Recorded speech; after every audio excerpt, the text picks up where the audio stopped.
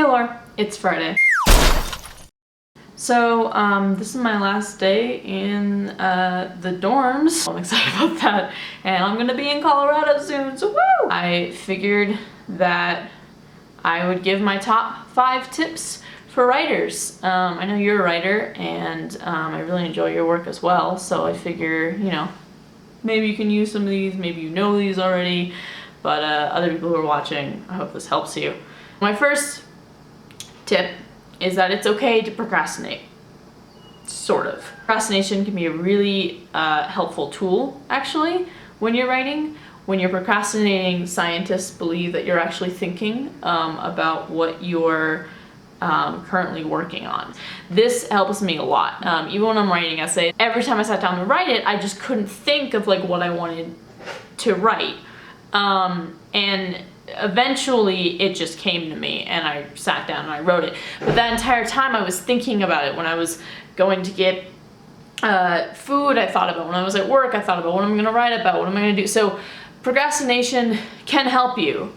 Just make sure procrastination doesn't turn into not doing the work. My second piece of advice is that if you're losing momentum, jump ahead to a scene that you like.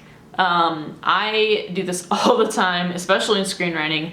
When I'm writing a screenplay, it's really hard for me to write linearly because I just want to get to the good stuff.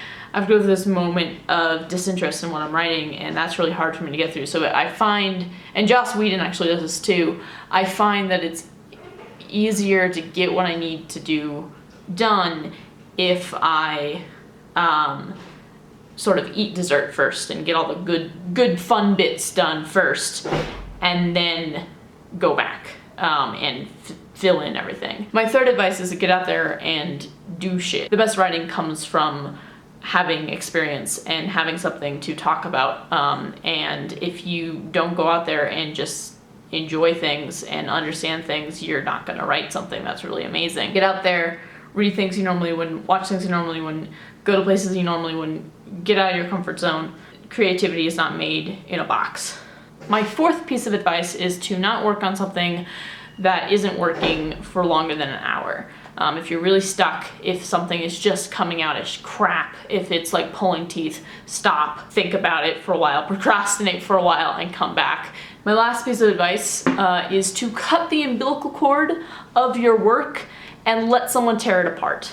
It is not a living thing. As much as we talk about how our characters are like real people to us, they're not. They're important, and they act like real people, and they help people like real people, and they matter like real people, but in order for them to be the realest that you can make them, you need to let someone look at it with a critical eye and really tear it apart. Don't shy away from people who are going to give you an honest answer when you ask for help. I would much rather have someone tell me that my work is crap and where it needs help than someone be like, oh, it's great, because if they tell me, oh, it's great, then there's nothing for me to fix. So that's my advice. I don't know if that resonates with you, but it really helps me, and I hope it helps you. I am going to go finish getting my stuff ready to leave Santa Fe and come home, so I'll see you on Tuesday, Laura. DFTBA. Quick note that I forgot to add. My short film Shipped is online now. You can watch it here. It's about fandom. A lot of fun. I had a lot of fun making it, so I hope you enjoy.